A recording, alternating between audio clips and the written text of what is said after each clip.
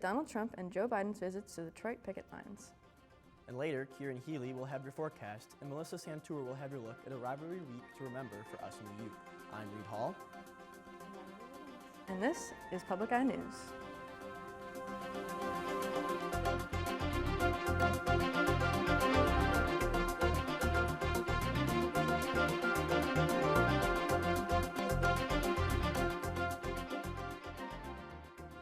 The federal government continues to head toward an impending shutdown. 12 annual funding bills need to be passed and signed into law to prevent a shutdown, yet the House has not finalized any of these. A government shutdown would suspend all non-essential services, including sending paychecks to government employees and normal operation of government services. The last government shutdown was in 2018 and lasted a month. Yesterday, the Senate worked on a resolution to temporarily keep the government active before completing the funding process. Still, the House Republicans are set on debating each bill before moving toward short-term resolutions. The process is up to both the House and Senate to pass legislation and get it to the President's desk to be signed into law on October 1st for the upcoming fiscal year. And outside Flint, 5 United Auto workers were struck by a vehicle outside of a Flint area General Motors plant Tuesday. Just before 4 p.m., picketers were blocking a driveway when an employee was trying to leave. The employee proceeded to drive through the picket line, hitting 5 people, 2 of which were then brought to the hospital by the ambulance. The employee has not been located since the incident, and their identity has not been released. And 2 of the 16 defendants in the Michigan fake electors case have filed for dismissal of their charges, citing comments made by Attorney General Dana Nessel rule the case invalid. Back in June, Nessel charged 16 Republicans, including a former GOP chair and head of Michigan's GOP National Committee, with allegedly signing electoral certificates declaring that Trump won the state of Michigan in 2020. Now 2 defendants, Mary Ann Henry, who is treasurer of the Greater Oakland Republican Club, and Clifford Frost, are filing for dismissal of the charges, following comments made by Nessel that the 16 defendants were, quote, brainwashed and legit believe Trump won the election, end quotes. Henry's lawyers say that these comments nullify the case, and they have filed for dismissal in Ingham County, where the case will be tried. And following Joe Biden's visit to the UAW strike, where he became the first sitting U.S. president to walk a picket line, Donald Trump will be making a trip to Detroit, skipping out on the Republican debates. Trump is scheduled to deliver a speech at Drake Enterprises, a non-unionized auto parts supplier in Clinton Township, about a half-hour outside Detroit. While the union has withheld its support for either candidate after endorsing Biden in 2020, UAW President Shawn Fain appeared at Biden's side during his visit Tuesday and remained deeply critical of Trump in public comments. Trump aides say he will use his speech to lambaste Biden's economic policies, arguing that middle and working class families have suffered under Biden's presidency and that his electric vehicle policies will harm the industry. And in hopes of bringing some sense of normalcy back for wildfire survivors, the state of Hawaii announced that the 3 undamaged schools in Lahaina will reopen to students after the fall break. The Education Department also has an ambitious plan to get a temporary site built for the elementary school destroyed in the blaze, potentially by January. Daryl Huff has the details. Kamehameha III Elementary School, Makai of Front Street, was decimated by the fire, but even before that, relocation was in the works. The little kids have to do tsunami drills. I mean, you have king tides that were eating the wall away before the fire that we put money into. Because of the EV there, you couldn't go ahead and you couldn't do any kind of, in the historical district, you couldn't do any kind of vertical expansion. Relocating any school in Hawaii could easily take a decade, but at a press conference today, the Army Corps of Engineers made this pledge. As of today, we estimate this project will take about 95 days. This timeline includes working with the Department of Education to finalize the specification and design, and finding contractors who will perform the site preparation and install those temporary facilities. We could be building October, November, December, January, and then when we get through the holidays, we're hopeful to get kids back in school. Great news for a school community which is entitled to be skeptical. Hope. That's what I feel. I feel hope for our West Side community. It's a chance for us to finally be back together. Keep them crossed. We are still on an island, so we'll see. The $5 million temporary school would be on an 8-acre site in the planned community of Pulelehua, which is already in early construction just to Makai of the Ka'anapali Airport. It's next to a site already promised as a location for a new school. The area senator wants the temporary school's infrastructure built to also serve the new school. We already had plans to build a school there, so why not put FEMA infrastructure monies into that parcel. Meanwhile, there are also dreams for what was the school's historic home. To do anything but build a monument or a memorial there would be a disservice to the community. You know, if they're not going to build our school, we should have a monument, a memorial to remember those we lost.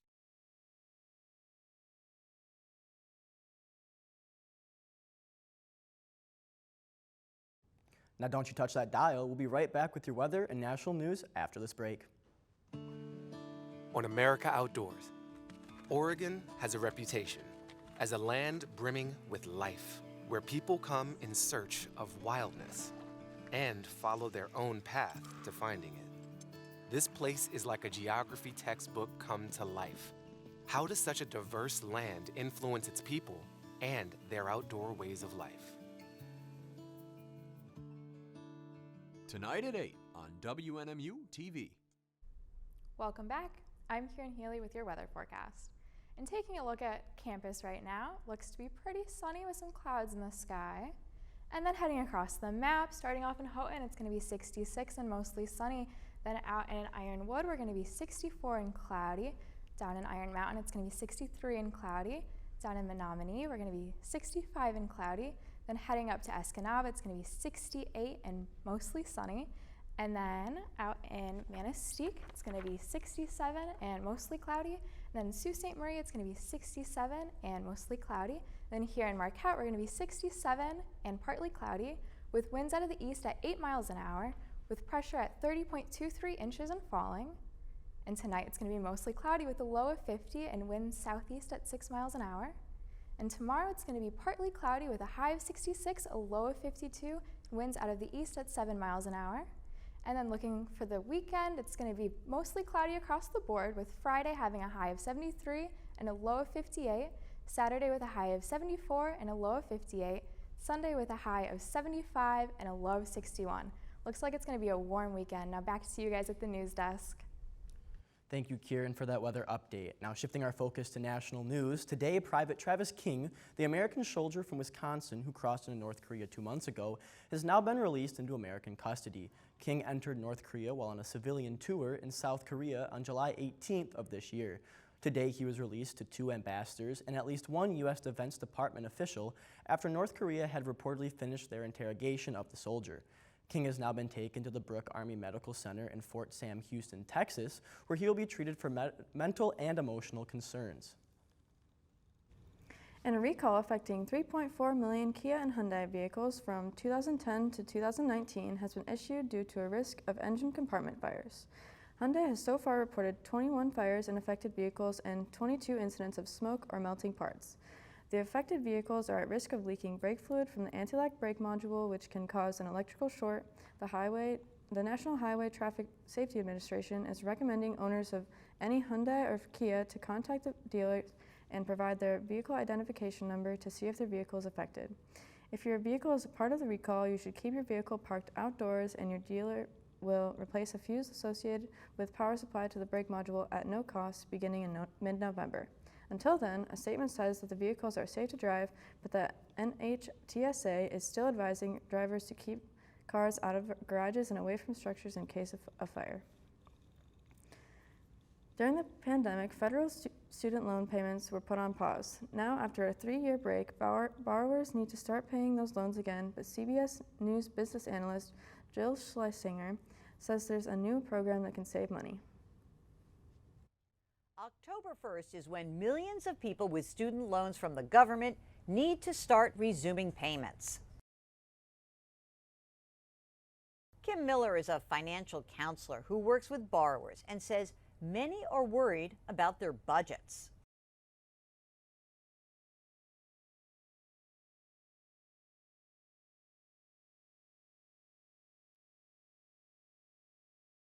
For those people, the government is now offering the SAVE plan, which can lower the monthly payment amount.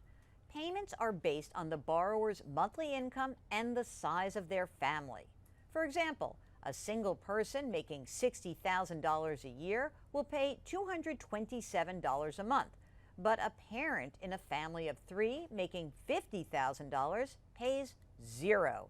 Those 0 payments actually count toward total loan forgiveness, which kicks in at anywhere from 10 to 25 years, depending on the type of loan and loan amount. SAVE also treats interest differently. For example, if a borrower qualifies for a low monthly payment of $30, but their interest is $50, they won't be charged that additional $20. There's more info at studentaid.gov. In New York, I'm CBS News business analyst Jill Schlesinger. After this break, Melissa will be back with Rivalry Week. Stay tuned. Evolution Earth, ice. Where nature is on the move, showing us changes we can't see on our own. Out there, things aren't what you expect. You'll see. Tonight at 10 on WNMU TV. Welcome back. I'm Melissa Santour here with your sports update. Starting off with a Wildcat win in Houghton, the NMU women's volleyball team traveled up to rival Michigan Tech on Tuesday, taking a sweep over the Huskies, leaving the girls 3-10 on the season, going neck and neck with the Dogs in the GLIAC with a 2-3 record. Megan Meyer and Jacqueline Smith popped out with a whopping 11 kills each. Moving over to the NFL, get your chips and wings ready as we have a big game coming up for UP residents. The Detroit Lions take on the Green Bay Packers this Thursday at Lambeau Field. Both teams are currently 2-1 after their wins on Sunday. Lions currently holding 3 straight leads over the Packers, including last season. And with a win against the Chiefs to start out the season, it looks like it's going to be a good game. This will be the first time that the Packers host the Lions on a Thursday, with a pretty impressive record of 28-4 over the Lions in their home state of Wisconsin since 1994. And an NBA blockbuster deal may be breaking. According to an unnamed source close to the Portland Trailblazers, Damian Lillard is back on the block for a trade to the Milwaukee Bucks in a deal that would also send Drew Holiday to the Trailblazers, DeAndre Ayton from Phoenix to Portland, and Jusuf Nurkic from Portland to the Suns. This deal is reportedly waiting for NBA approval and is set to be announced. That's all I have for you today in sports. Back to you at the desk, Reed. Thank you for that sports update, Melissa. Joining Dr. Tessman in giving back as part of his investiture service project, roll up your sleeves and help him in refreshing the displays at the Upper Peninsula's Children's Museum tomorrow from 9 a.m. to 5 p.m. For your convenience, buses will leave from Lot 10 every hour and return every half hour. An American astronaut, Frank Rubio, set a record for the longest U.S. spaceflight. A mission originally meant to last 180 days in space turned into 371 days, which beat out the previous record held by Mark Van High by 2 weeks. Russia currently holds the world record of 437 days, set in the mid-1990s. How about that Lions-Packers game? I think it's going to be a really good game this Thursday. Definitely one of the bigger games this week. I definitely rooting for the Lions. Yeah, me too. I do expect them to win. If not, it's going to be a pretty sad Friday morning, maybe weekend for Lions fans as they watch the rest of the sports that weekend. And how about the fall color outside? Yeah, it's absolutely beautiful. Yes. Are you going anywhere to see it? I might hike up to Hogback, maybe Sugarloaf as well. And that appears to be all the time we have here on Public Eye News. I'm Reed Hall. And I'm Emerald Higgins. We'll see you tomorrow.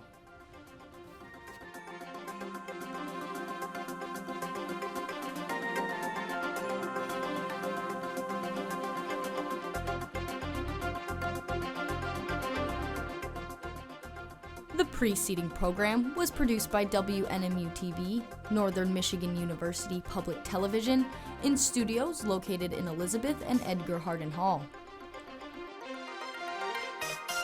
Thanks for watching Public Eye News. You can subscribe to our YouTube, tune into WNMU Channel 13 every weekday at 4, or follow our Instagram at NMU Penn to never miss a story.